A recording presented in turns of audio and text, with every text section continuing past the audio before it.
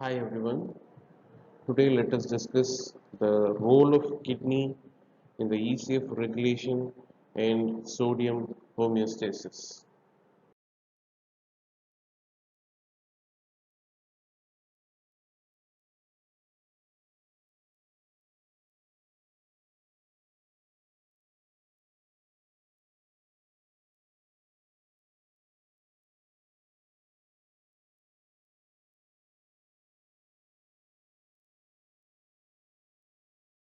Let us discuss the topic under the following headings: Introduction, body fluid compartments, control of body fluid osmolality, regulation of extracellular fluid volume and composition, and applied aspects.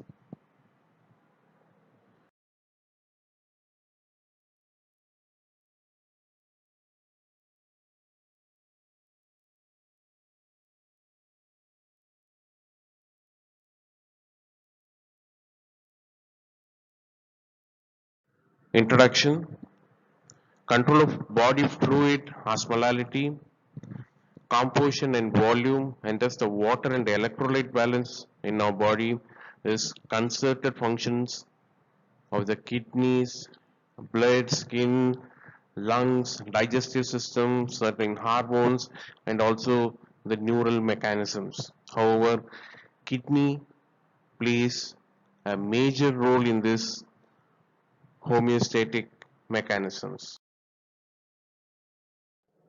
It is important to regulate the ECF volume to maintain the blood pressure, which is essential for the adequate tissue perfusion. Changes in the ECF osmolality cause changes in cell volume that seriously compromise cell function, especially in the CNS.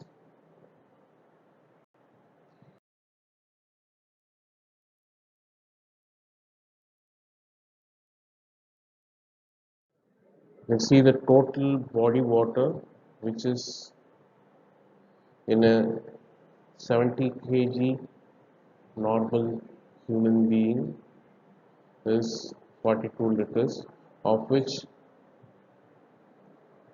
two-thirds is ICF and only one-third is ECF. So of that, ECF 14 liters. So body water composition. So it all varies. So you can see in men, female, and the infants. So daily intake in a normal male 2.5 to 3 liters. In female, it is 2 to 2.5 liters. In kids, it is around 1 liter per day. These are all the various or so age-wise contribution of water. So in fetus, it will be full of water. Then in the newborn, it is 80%. In the kids, 70%. In the adult, 60 to 65%. And in the elderly, it further decreases to 55%.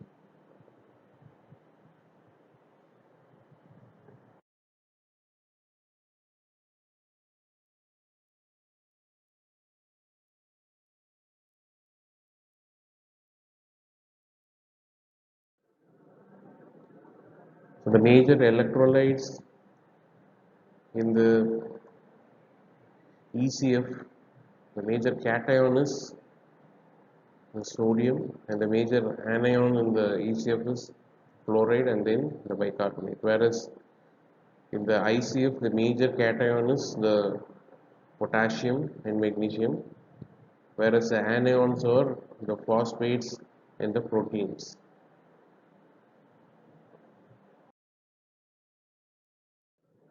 So the major electrolytes regulation, so sodium and potassium is regulated by the kidney, whereas calcium is regulated by the parathormone and calcitonin, and the hydrogen ion is regulated by the kidney and the respiratory system.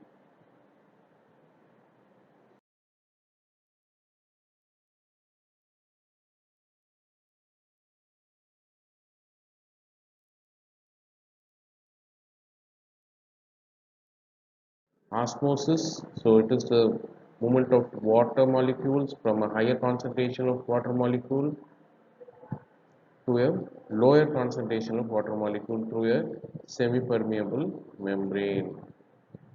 So mole is the molecular weight of a substance in grams. So osmol is the unit used in place of grams to express a concentration in terms of osmotically effective substance in the given solution. So osmolality of a solution is the number of osmol dissolved in 1 kilogram of water. So the fluid exchange, so it depends on the osmolality between the ECF and the ICF, the content, the electrolyte balance between the ECF and the ICF. The movement of water depends on the osmotic difference. The osmotically effective substance is present in either ECF and ICF, and movement of electrolyte depends on the membrane transporters also. So it all depends on the transporters. So and also the exchange with the external environment.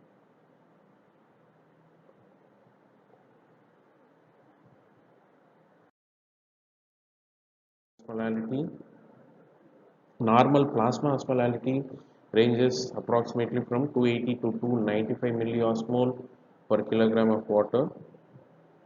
So plasma osmolality is equal to 2 sodium plus 2 potassium plus urea and glucose, as the majority of the contribution comes from the sodium, that is around 90%. We take sodium as its major contributor and we simplify the plasma osmolality as 2 into plasma sodium. So the amount of ECF is sodium determines the ECF volume.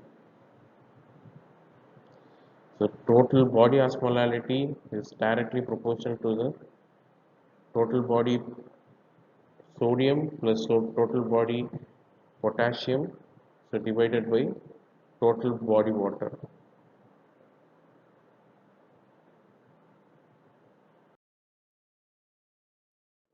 Water balance, so depends on the ADH, antidiuretic hormone. So urine osmolality may vary from 30 to 120 milliosmol per kilogram of water with a corresponding urine volume of 20 to half liter per day. So the primary contributor here is the vasopressin. So the water balance, so majorly it varies and only depend on the vasopressin.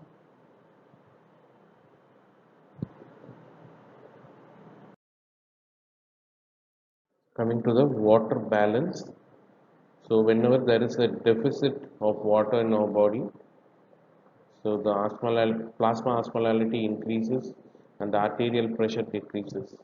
So this stimulates the thirst center to drink more water, and also it stimulates the secretion of antidiuretic hormone from the posterior pituitary, and this antidiuretic hormone causes reabsorption of water, more reabsorption of water. This decreases the water excretion. In case if there is more water excess, the plasma osmolality decreases, and this inhibits the thirst center to drink more water, and also it inhibits the secretion of the antidiuretic hormone, thereby less reabsorption of water. So there will be more excretion of water in the urine. So this is how the water balance happens. So the positive water balance is when the intake is more than the excretion. Negative water balance is when the intake is lesser than the excretion.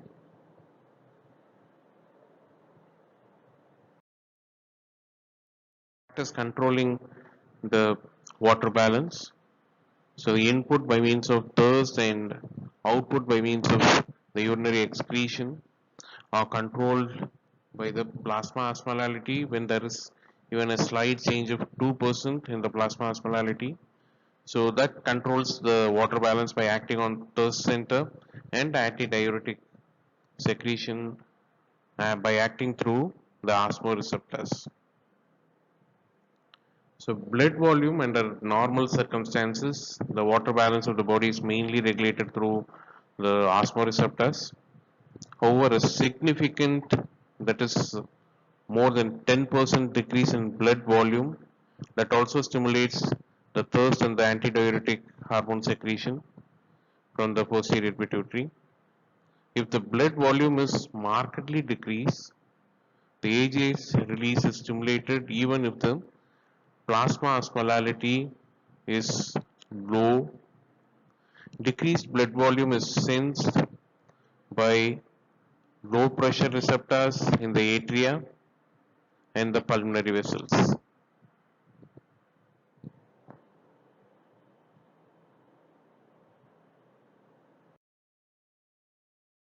Mechanisms controlling the body fluid osmolality.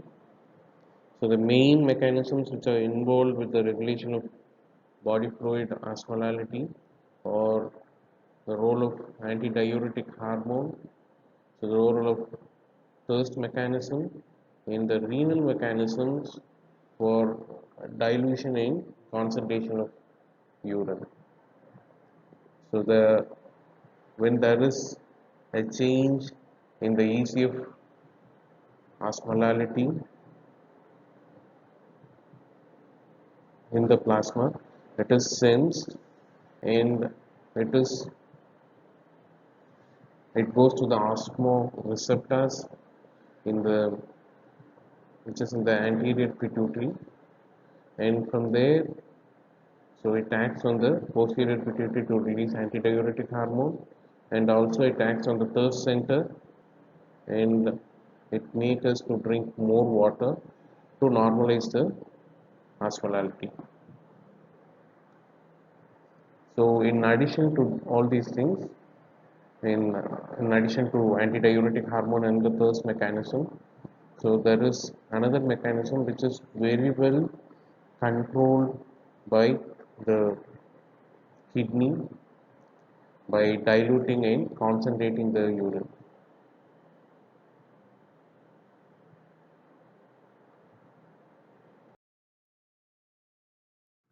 When there is a decrease in the sodium level, so there will be more water.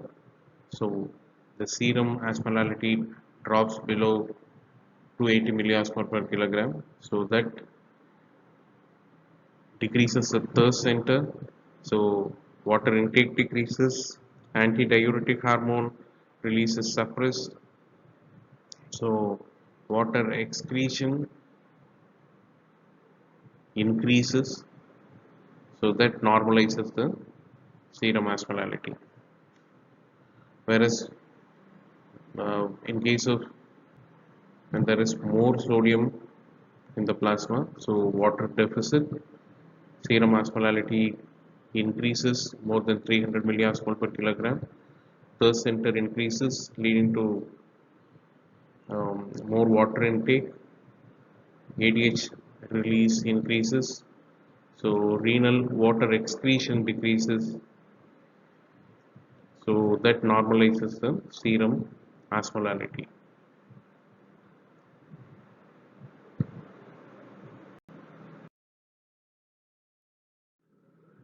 Regulation of ECF volume and the composition. So kidney, they play the major route of sodium chloride excretion, so which play an important role in the regulation of ECF volume by concept of effective circulating volume ECV and volume sensing systems. So there is high pressure and low pressure sensing system, and it is there in the liver, in the brain. We'll see that how they work. And then the neural and hormonal control of the sodium chloride excretion and the sodium balance.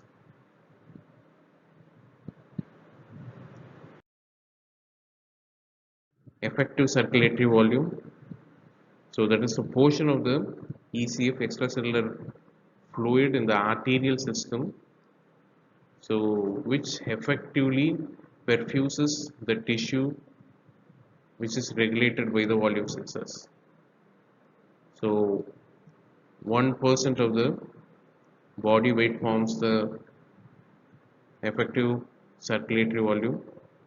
So in the normal states, variation in the effective circulatory volume are reflected as parallel variation in the ECF volume, plasma, arterial blood pressure and cardiac output, which will be sensed in the body as a decrease in effective circulatory volume.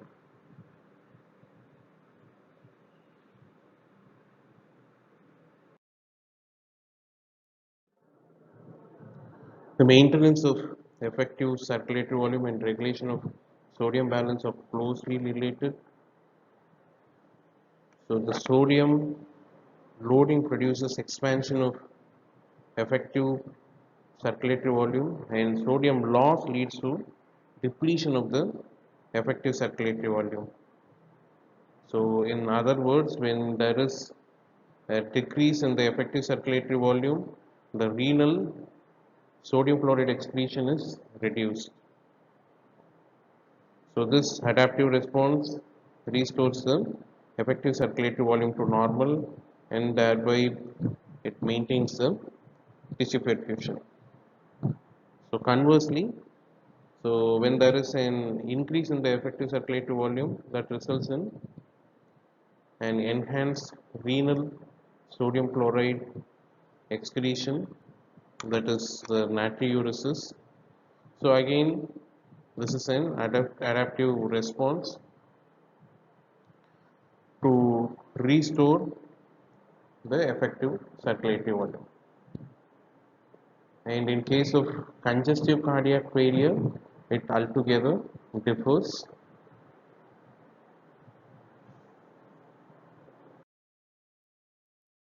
An alteration in the effective circulatory volume.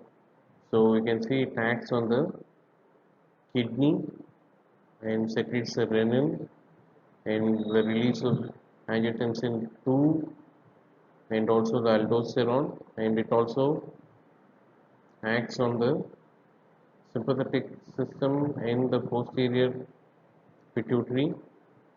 So by the high pressure and the low pressure receptors, by acting on the high pressure and the low pressure receptors, and so by acting on the sympathetic division, so it acts on the blood vessels, and it also acts on the posterior pituitary to release the antidiuretic hormone to restore the effective circulatory volume. And also the receptors in the heart, by the stretch of the atrium, the atrial receptors causes a release of anti-natriuretic peptide ANP. So the inhibition of it happens, which also helps in the restoration of the effective circulatory volume by decreasing the sodium excretion from the kidney.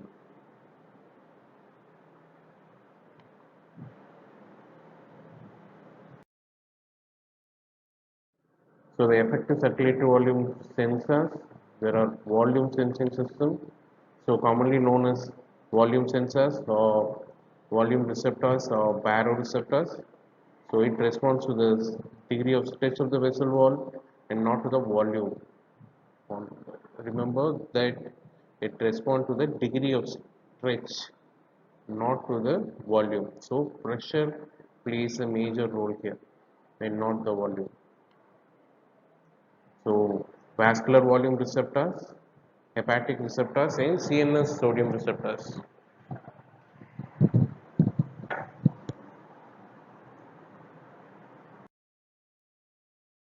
Vascular volume receptors, so high pressure volume receptors or in cardiac atrium and pulmonary vasculature, the large pulmonary vessels. So afferent from the ninth and the 10th nerve, so it increases the sympathetic discharge and also the ADS secretion and the ANP secretion by means of the atrial stretch. High pressure volume receptors of carotid or in carotid sinus and the aortic arch. So afferent ninth and the 10th cranial nerve. So it also increases the sympathetic discharge, ADS secretion, and it also stimulates the JGA, juxtaglomerular apparatus. So in the afferent arteriole, responds directly to changes in pressure, which modulates the renin-angiotensin aldosterone system.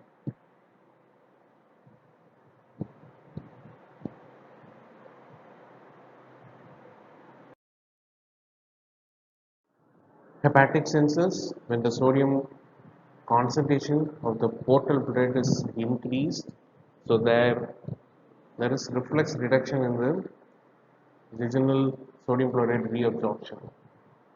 So increase in pressure within the hepatic vasculature or an increase in the portal blood, so that causes decrease in afferent sympathetic nerve activity and that increases the renal sodium chloride excretion. So the CNS sodium sensors, so they are located in the hypothalamus. So increase in either carotid artery blood or CSF sodium, so that decreases the renal sympathetic nerve activity and increases the renal sodium chloride excretion. Both these hepatic and the CNS sensors plays a plays a very minor role. So the major role is played by the high pressure and the low pressure volume sensors.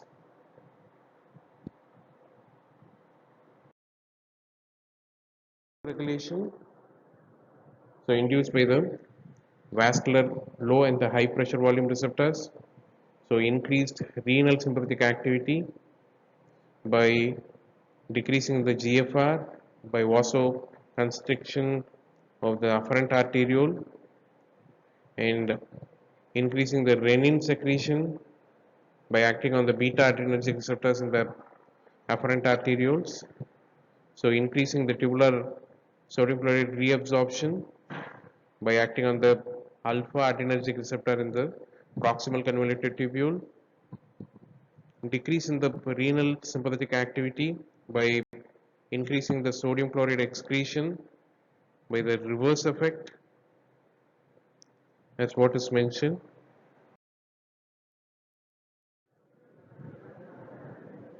Sympathetic stimulation, so by decreasing the GFR by acting on the renin secretion and increasing the sodium reabsorption in the proximal convoluted tubule. So GFR decreases the filtered load and it conserves more sodium thereby.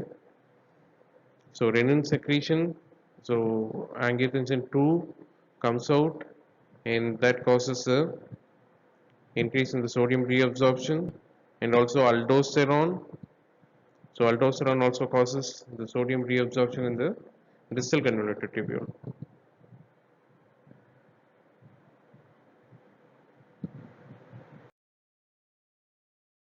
hormonal regulation.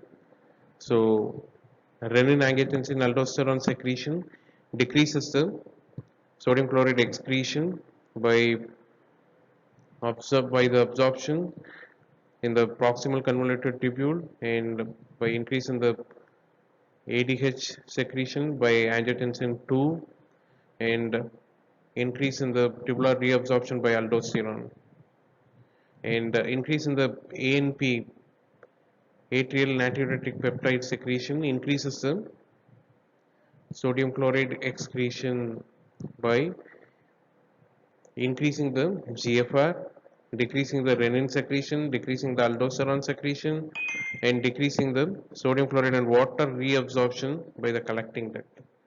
So when there is no aldosterone, so the collecting duct DCT will not reabsorb more sodium and water, and decrease in the ADH secretion and the action of ADH on the collecting tubule.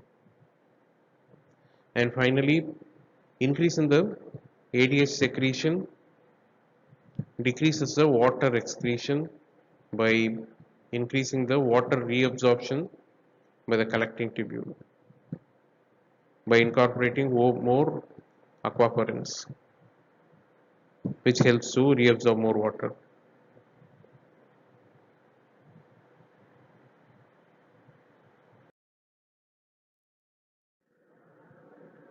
So the RAS system, so renin is secreted by the afferent arterioles of the kidney. So in response to reduced perfusion pressure, when there is decreased blood pressure and blood volume, increased renal sympathetic activity and decreased delivery of sodium chloride to the macula densa. That is by means of tubuloglomerular feedback. So renin converts the angiotensinogen into angiotensin. Though we have seen all these things in our previous class, so we will revise it again.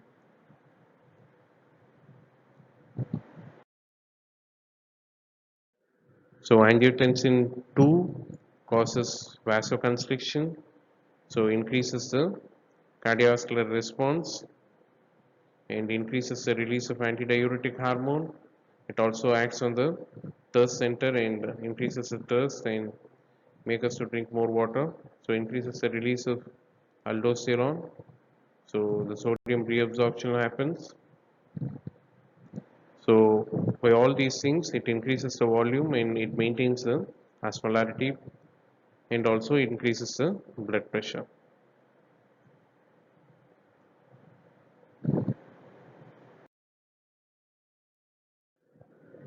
Renin angiotensin aldosterone system. So angiotensin 2 subserves the following functions. So stimulates aldosterone secretion by the adrenal cortex. So increases the blood pressure by the arteriolar vasoconstriction. So stimulates ADH and thirst, enhances the sodium chloride reabsorption by the proximal tubule. So aldosterone, they enhances the sodium chloride reabsorption from the thick ascending limb of loop of Henle, distal tubule and the collecting duct.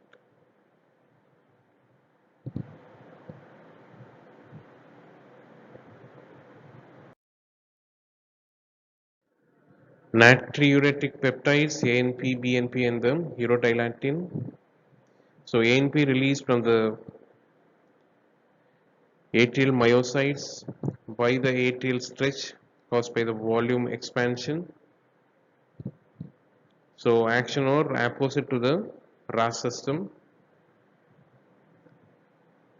So increases the urine sodium chloride excretion by the following mechanism, by increasing the GFR by vasodilatation of the afferent arterioles and vasoconstriction of the afferent arterioles. Inhibition of renin secretion by the afferent arterioles, inhibition of aldosterone secretion by inhibiting the renin secretion, inhibition of ADH secretion and inhibition of ADH action on the collecting tubule, inhibition of sodium chloride reabsorption by the collecting duct, so by inhibiting the release of aldosterone and the antidiuretic hormone, and also its direct effect on the collecting ducts.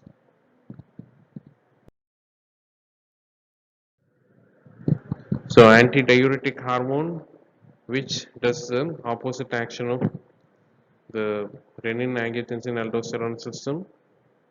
So when there is less vasopressin, that is less ADH, less sodium reabsorption, increased GFR, decreased renin, decreased aldosterone, and decreased sympathetic output. So all these things causes increase in the sodium and water excretion. So blood volume decreases and blood pressure decreases. So when there is increase in the atrial stretch, so it inhibits the release of the aldosterone, renin and vasopressin, and increases the excretion of sodium and water.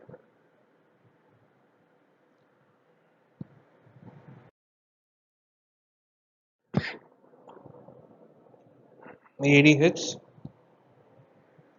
secreted by the posterior pituitary, so that increases the water permeability of the urea, increases the reabsorption of sodium chloride. So increase with water depletion. So when there is decrease in the effective circulatory volume, which leads to the retention of water by the kidney, and thus it restores the volume.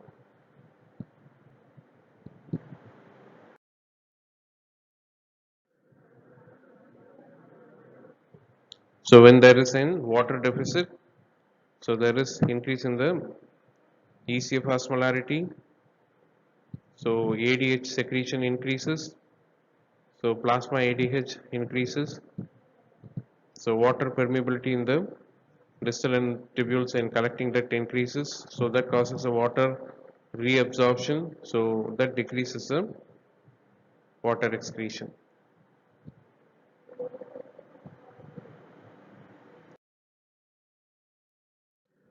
Sodium balance. So positive sodium balance is when there is increase in the ECF volume. So there is increased renal sodium chloride excretion, natriuresis. In negative sodium balances, so when there is decreased ECF volume and decreased renal sodium chloride excretion. Daily sodium intake is 150 millimole per day. So sodium excretion, so by the happens by the mechanism of responses to varying salt intake, regulation of sodium excretion during euvolemia, hypervolemia, and hypovolemia.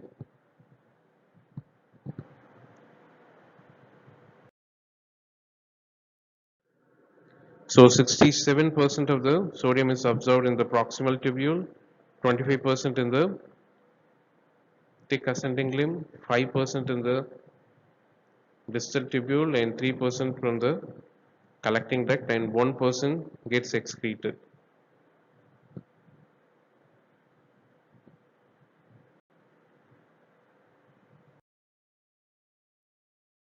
Sodium balance. Kidney maintains normal extracellular fluid effective circulatory volume by altering the sodium excretion. Sodium excretion varies during the salt restriction in the excessive salt intake. So when there is increased sodium intake, so the renal excretion of sodium can exceed up to 1000 milliequivalent per day, and that increases the body fluid volume also. When there is increased sodium intake, so the renal excretion of sodium can be nil also. So a response to varying sodium diet needs a transition period, so that doesn't match the intake and increases the body weight. So adaptation period, that is the excretion matches ingestion depending upon the magnitude of ingestion.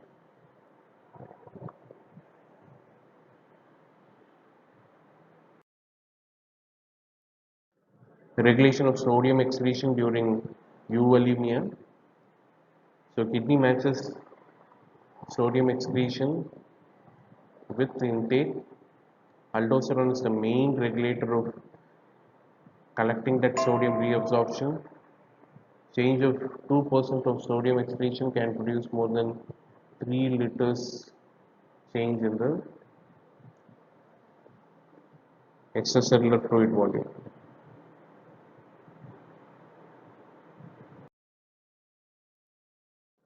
So when there is decreased ECF volume, so the volume contraction, so that causes decrease in the vascular volume, blood pressure and the cardiac output.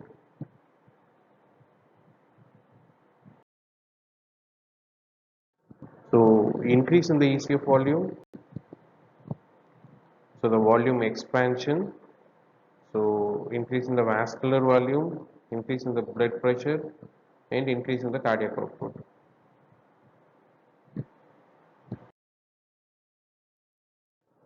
So finally coming to the applied aspects. So volume, dehydration and overhydration, osmolality, so by means of isotonic fluid, hypotonic fluid and hypertonic fluid.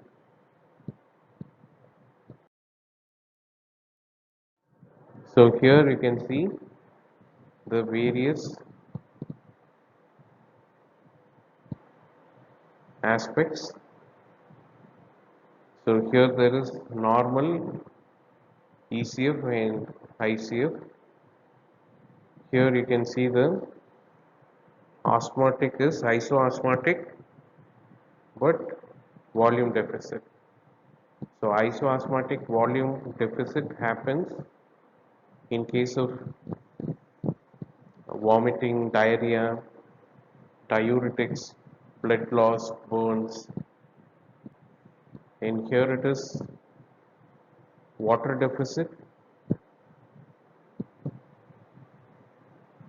Water deficit happens in case of more perspiration, hyperventilation, osmotic diuresis, and antidiuretic hormone deficit. So more water excretion. And then this is the salt deficit in case of vomiting, diarrhea, perspiration, and then the aldosterone deficit. So less reabsorption of salt and water. So this causes the salt deficit. Isoosmotic volume excess. So you can see the osmotic value is the same, but the volume is excess. That is in case of the heart failure and the kidney disease. So excess volume and isoosmosis. And water excess. So in case of excessive fluid intake or excessive antidiuretic hormone excretion, so it reabsorbs more water. In case of gastric lavage, infusion of glucose solution, all these things causes some excess water. Excess salt in case of intake of more seawater, salted water, steroid hormones, increased aldosterone, infusion of hypertonic saline solution.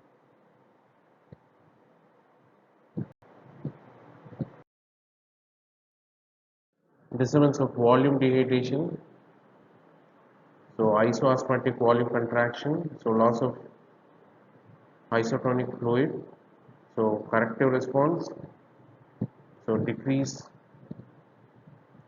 plasma volume, inhibition of volume sensors, reflexly restoration of plasma volume due to decreased excretion of sodium and water. So here first sensation is quenched by drinking isotonic salt solution.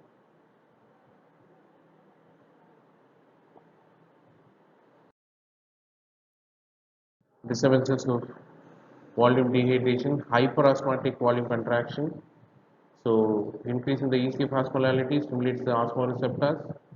So decreased plasma volume, restoration of plasma volume and osmolality that inhibits the volume receptors.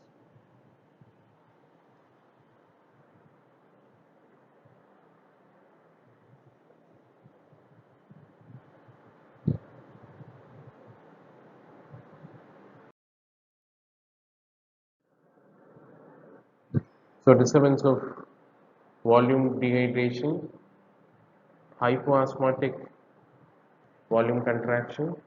So salt carving or salt appetite. So stimulates person to consume more sodium chloride. So ECF osmolality restored, shift of water from the ICF to ECF, shrinkage of thirst center cells, thirst stimulation, drinking of water, so that normalizes the plasma volume and the osmolality.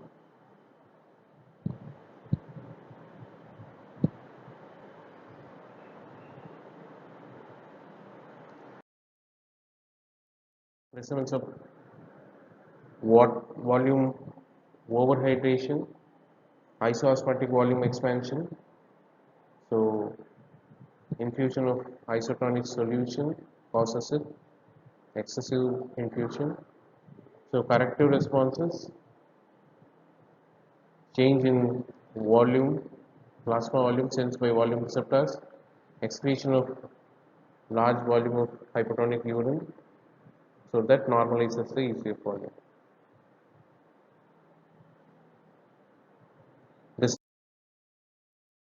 Differences of volume overhydration, hyperosmotic volume expansion, so infusion of hypertonic saline infusion, corrective responses, thirst and ADS secretion is suppressed,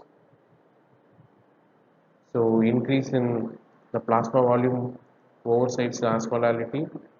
Here the excretion of excessive hypotonic urine happens, which normalizes the plasma volume, and the anti-natriuretic peptide secretion increases, which promotes the sodium excretion and normalizes the osmolality.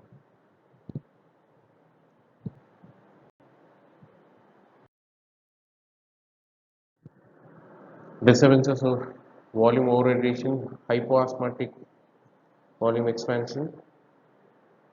So corrective responses by vascular volume receptors and osmoreceptors sense volume changes, excretion of large amount of hypertonic urine and volume in the osmolality normalizes.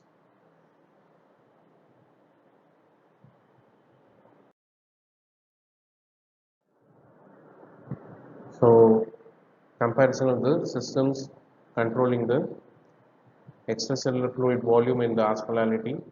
So the sensors sensed by carotid sinus, aortic arch, renal afferent arteriole and the atria. So for the plasma osmolality, they are hypothalamic osmoreceptors. So the efferent pathway for the ECF volume regulation is the RAS system, sympathetic nervous system regulation, the vasopressin and the atrial natriuretic peptide.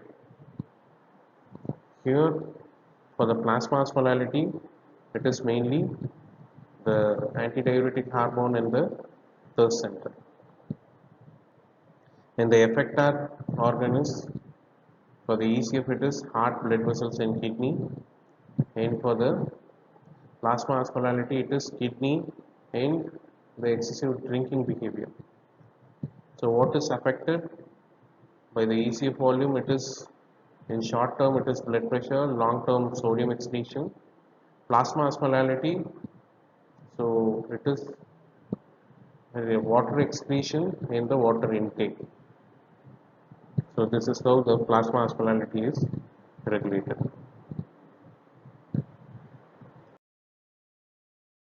Books to read: Hindu Purana, Genon, GK Pal, and Titan. Thank you. Thank you. If you have any doubts, put it in the comment section or WhatsApp me personally. Thank you.